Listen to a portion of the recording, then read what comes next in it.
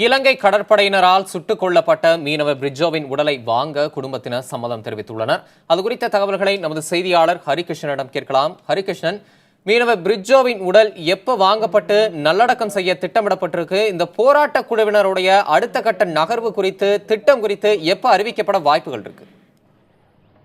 துப்பாக்கிச் சூட்டிற்கு பலியாகி தம்பி தமிழரசன் பாத்தீங்கன்னா, இலங்கை கடற்படையால் இந்திய பெருங்கடல் பகுதியில் சுட்டுக் கொல்லப்பட்ட மீனவர் பிரிட்ஜோவின் உடலை வாங்க மறுத்து தொடர்ச்சியாக 7வது நாளாக இந்த போராட்டமானது நீடித்து வருகிறது.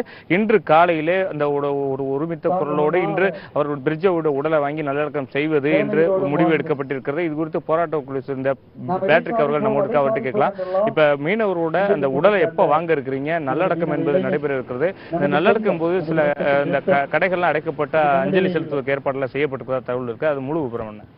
அந்த மீனவருடைய உடல் அந்த படுகொலையை கண்டித்து ஒரு 3 மணி அளவில் சுமார் 7 நாட்கள் இந்த சர்ச்சை கொண்டு வரப்பட்டு ஒரு சாத்வீக அவருக்கு இரங்கல் திருப்பலி நடைபெறும். அதன் பின்பாக இங்கிருந்து விக்டோரியா நகரில் உள்ள கிறிஸ்தவ கல்லறை தோட்டத்திற்கு கொண்டு செல்லப்பட்டு பல்வேறுபட்ட நிலைகளில் உள்ளவர்கள் பிரிட்ஜோ அவர்களுக்கு அஞ்சலி செலுத்துகின்ற அனைத்து சமுதாய மக்களின் சார்பில் அனைத்து அரசியல் கட்சிகள், வர்த்தக சங்கங்கள், ஏனைய மக்களுடைய சார்பிலே அவருக்கு இரங்கல் அஞ்சலி செலுத்தப்படும். அந்த இடத்துல இதற்கு இங்க இந்த பகுதியில் இருக்கக்கூடிய வர்த்தக சங்கங்கள் தங்களுடைய பரிபூர்ண ஒத்துழைப்பு அளித்து கடையடைப்பு செய்ய இருக்கிறார்கள். 12 மணியிலிருந்து 6 மணி வரையிலும் கடையடைப்பு செய்ய ஒத்துழைத்திருக்கிறார்கள். கலந்து கொண்ட 2 அமைச்சர்கள் அடுத்த கட்ட போராட்டம் குறித்து ஏதாவது முடிவுகள் எடுக்கப்பட்டிருக்கிறா? இதுக்கப்புறம் ஆலோசனை எது நடைபெற இருக்கு?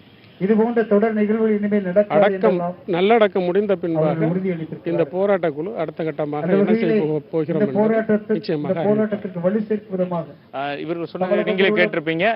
இந்த போராட்டத்தை பொறுத்தளவிற்கு அவர் தொடர்ச்சியாக போராட்டம் நடத்தி வந்திருக்கிறாலும் இன்று நலன் கருதி, அதாவது மத்திய அமைச்சர்கள் மட்டுமல்ல அரசு தரப்பின் கோரிக்கையை ஏற்று உடலை பெற்றுக்கொண்டு நல்லடக்கம் நடைபெறும். அதன் பின்னர் நல்லடக்கம் முடிந்த பின்பர் இந்த போராட்ட ஒருங்கிணைப்பாளர்கள் கலந்து ஆலோசித்து அதற்கடுத்து அடுத்த கட்ட நடவடிக்கை அறிவிக்க இருக்கிறார்கள். தம்பி தமிழரசன், ஹரி, தங்கச்சி மடத்தில் இருக்கக்கூடிய மீனவர்களுக்கு ஆதரவாக கன்னியாகுமரியில் இருக்கக்கூடிய மீனவர்கள் மாவட்ட ஆட்சியர் அலுவலகத்தை முற்றுகையிடும் போராட்டத்தில் ஈடுபட்டிருக்கிறார்கள்.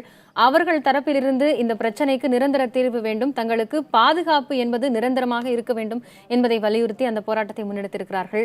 தற்பொழுது தங்கச்சி மடத்தில் இருக்கக்கூடிய மீனவர்கள் நேற்று மத்திய அமைச்சர்களுடைய கோரிக்கைகளை ஏற்று, அதாவது 3 அம்ச கோரிக்கைகளை வலியுறுத்தினார்கள். அது நியாயமானது என்று அமைச்சர் கூறியிருந்தார். அந்த கோரிக்கையை பிரதமரிடம் வலியுறுத்துவோம் என்றும் தெரிவித்திருந்தார். அந்த கோரிக்கையை ஏற்று தங்களுடைய போராட்டத்தை திரும்ப பெறுவதற்கான சூழல் இருக்கிறதா?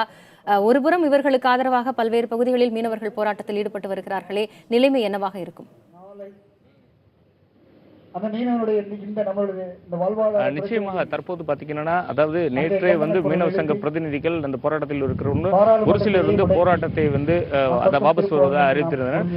இங்கு உள்ள இளைஞர்களும் மட்டுமல்லாது பெண்கள் என்பதை கோரிக்கை நிறைவேற்ற கோரி 3 அம்ச கோரிக்கை நிறைவேற்றுவதை தொடர்ச்சியாக நம்ம 6 நாள் போராடி இருக்கிறோம். கோரிக்கை நிறைவேறும் காலம் இன்னும் வெகு தொலைவில் தான் இருக்கிறது. அதனால் போராட்டம் தொடர்ந்து நடைபெற வேண்டும் என்று கோரிக்கையில் நிறைவேற்றப்பட்டது என்ற அறிவிப்பு வருகிறதோ அதன் பின்புதான் போராட்டம் முடிவுக்கு கொண்டு வருவது குறித்து பேச வேண்டும் என்ற கோரிக்கை வைத்திருந்தார்கள். அதனால் தொடர்ச்சியாக உடல் வாங்குவதற்கு மட்டும்தான் முடிவுகள் நேற்று இரவு எடுக்கப்பட்டது. உடலை வாங்கி நல்லடக்கம் செய்ய வேண்டும் என்பது அது காலையிலே அவர் தந்தை மூலமாக அறிவிப்பு கொடுக்கப்பட்டது. தொடர்ச்சியாக இந்த போராட்டத்தை தொடர்ந்து எப்படி எடுத்து செல்வது, அடுத்தடுத்த கட்ட நகர்வுகள் எப்படி இருக்க வேண்டும், அறவழி போராட்டத்தின் மூலமாக மத்திய அரசுக்கு எப்படி அழுத்தங்கள் கொடுக்க வேண்டும் என்பது குறித்து இரவுதான் முடிவு செய்யப்படும் என்று போராட்ட குழுவினர் தெரிவித்திருக்கிறார்கள். இந்த நல்லடக்கம் செய்வதுதான் தற்போது அந்த பணிகளை மேற்கொள்வதுதான் அவர்கள் மிகவும் முக்கியமாக அந்த பணிகளை மேற்கொண்டு வருகிறார்கள்.